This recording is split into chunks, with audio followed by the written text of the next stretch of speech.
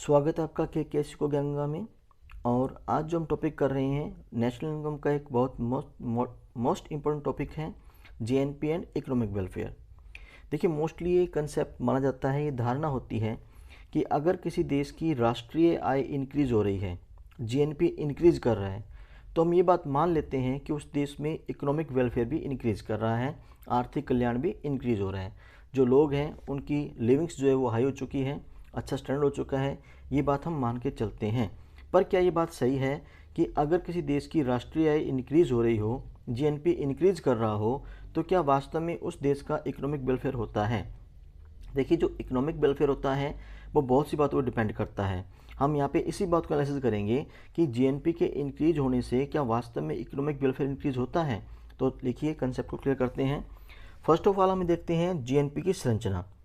जो हमारा जीएनपी है उसमें बहुत से पदार्थ मिलकर बना होता है। वो उसमें अकेली कंज्यूमर गुड्स नहीं होती, उसमें कंज्यूमर गुड्स भी होती हैं, कैपिटल गुड्स भी होती हैं, युद्ध वाली वस्तु भी होती हैं, शांति वाली वस्तु भी होती हैं। तो जो हमारी जीएनपी की संरचना है वो काफ़ी हद तक इफेक्ट करती है इकोनॉमिक वेलफेयर को। अगर हमारा जीएनपी इंक्रीज कर रहा है लेकिन जीएनपी में सिर्फ जो युद्ध वाली वस्तुएं हैं या जो पूंजीगत पदार्थ हैं उन्हीं में उत्पादन में वृद्धि हुई है, तो हम ये नहीं कह सकते कि इकोनॉमिक वेलफेयर इंक्रीज करेगा। क्योंकि इकोनॉमिक वेलफेयर तब इंक्रीज करता है जब उस देश की जनता का कल्याण होता है। युद्ध वाली वस्तुओं से और पूंजीगत पदार्थों से जनता का कल्याण नहीं होता। तो हम ये कहते हैं कि अगर इनमें वृद्धि कर रही है तो हम इसे कल्याण में वृद्धि नहीं मानेंगे। नाउ सेकंड, कीमतों में वृद्धि। जो जीएनपी में वृद्धि है, राष्ट्रीय आय में जो वृद्धि है, वो अगर सिर्फ कीमतों में वृद्धि होने के कारण हो रहा है। देखिए, राष्ट्रीय आय तब भी बढ़ेगी, इंक्रीज करेगी अगर केवल कीमतों में वृद्धि होती है। तो अगर केवल कीमतों में वृद्धि होने के कारण राष्ट्रीय आय बढ़ रही है तो हम उसको आर्थिक कल्याण में वृद्धि नहीं मानेंगे। नाउ थर्ड, जीएनपी का वितरण। जो जीएनपी का बंटवारा है वो किस प्रकार से है, राष्ट्रीय आय का बंटवारा किस प्रकार से है। यदि राष्ट्रीय आय का बंटवारा इस प्रकार से है कि अमीर और अमीर हो रहे हैं और गरीब और गरीब हो रहे हैं, अर्थात असमान अनइक्वल डिस्ट्रीब्यूशन है इनकम का, तो फिर हम जीएनपी में वृद्धि को राष्ट्रीय कल्याण में वृद्धि नहीं मानेंगे, इकोनॉमिक वेलफेयर में वृद्धि नहीं मानेंगे। हम ये बात नहीं मानेंगे कि जीएनपी के इंक्रीज होने पर जो आर्थिक कल्याण है वो इंक्रीज हो रहा है। नाउ इसके बाद बात आती है जीएनपी तथा बाह्यताएं, एक्सटर्नलिटीज होती हैं ये। देखिए, बहुत से प्रोडक्शन सेक्टर ऐसे होते हैं जो बाह्यताओं को जन्म देते हैं, एक्सटर्नलिटीज को जन्म देते हैं। जो बाह्यताएं होती हैं वो क्या होती हैं, किसी पदार्थ या उत्पादन के बाहरी प्रभाव, वो पॉजिटिव भी हो सकते हैं और नेगेटिव भी हो सकते हैं।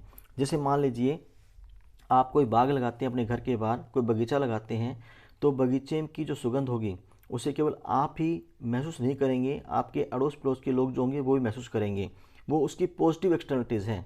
लेकिन जो पड़ोसी हैं वो उस खुशबू के लिए, उस महक के लिए आपको कुछ भी नहीं देंगे। क्यों?